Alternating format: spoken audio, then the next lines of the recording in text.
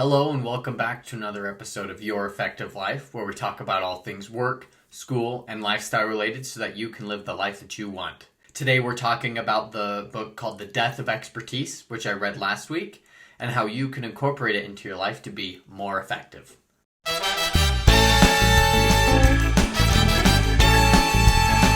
This book I thought was really good. It definitely brought up a lot of contemporary issues that we all hear about and deal with on a day-to-day basis. So in this video I'm going to be discussing a little bit of the summary of his points and then how that applies to our own lives.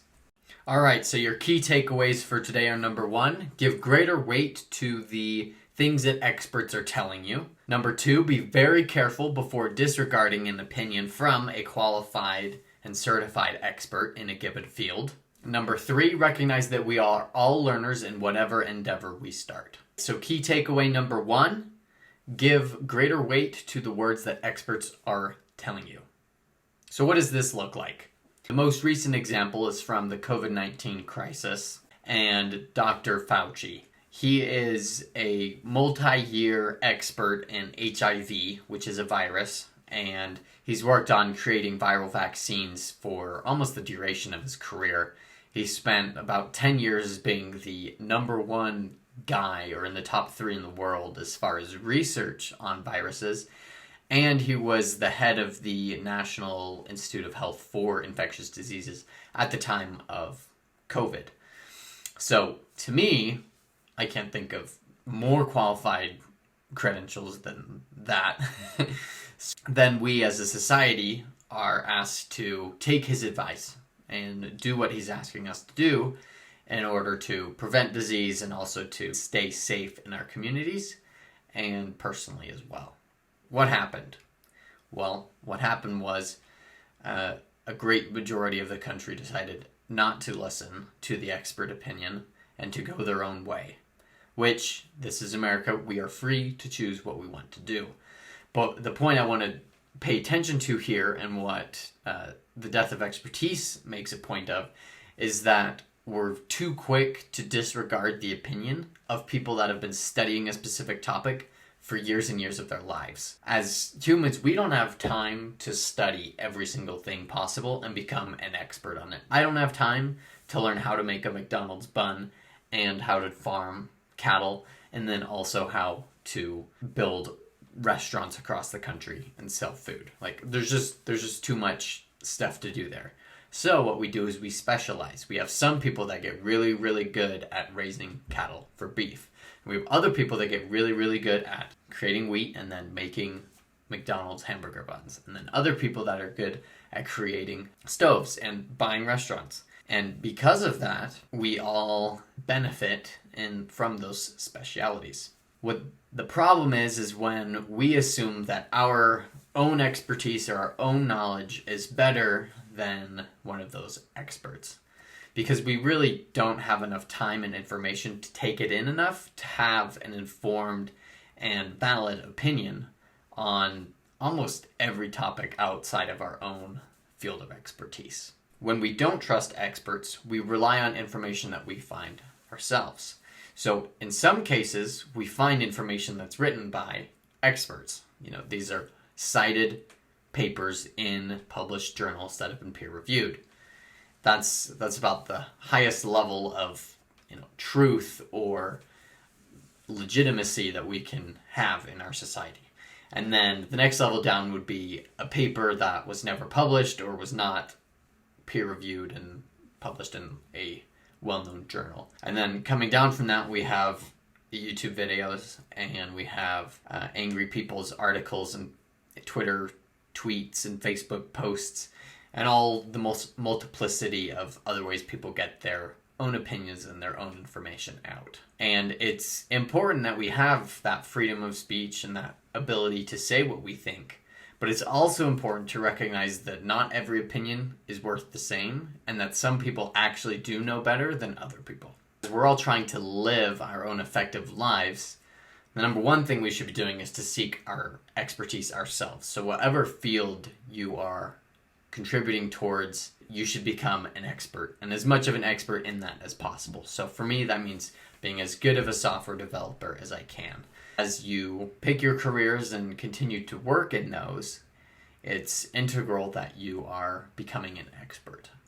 Another thing that this book is making a point of is that we as people need to be very cautious and selective in which expert opinions we are listening to and applying into our lives. Because it's very difficult to distinguish between an expert and a normal person on any social media platform. Because of that, we need to be doing research as to what things we are hearing and then repeating to others, as well as understanding what it takes to be a truly credentialed and opinionated person in a specific field or topic. And actually, in the book, he talks about how a renowned physicist does not have the expertise clout to then make a claim about religion or philosophy. That is a completely separate field from his specific major or career. Another great story from this book is he talks about how a professor in class was giving a lecture and he was talking about some complex topic, and then a student raises his hand and he says, "Hey, professor, I heard it was actually this way. This topic, I think it's actually this way."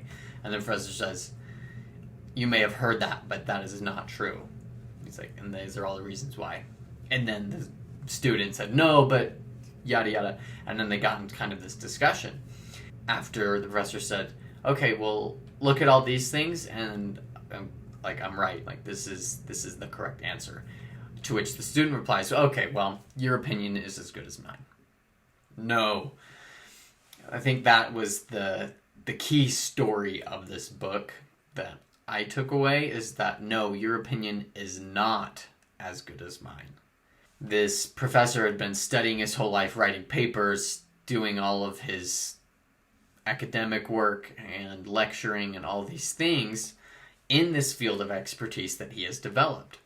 Which means that a student learning about this field from this professor does not have the same opinion weight as the professor does. And I can totally see a lot of you maybe, triggered by this or feel angry, but I'm here to tell you that that is actually true. Every opinion is not worth the same. We are all equal in the sense that we all can have an opinion and we can all say them, but we should not be listening to everyone's opinion the same way. Experts get more weight, and we should pay a lot more attention to them than what we do to other people's opinions. So that third and final point to remember for you as you live your effective life is that remember that we are all students. And as students in whatever field we are learning, we should be seeking knowledge and asking questions with the understanding that there are people that know more than us. And if you are that so-called expert or the top person in your field, you need to understand that you are still a student of the general case, and that you're never going to know everything.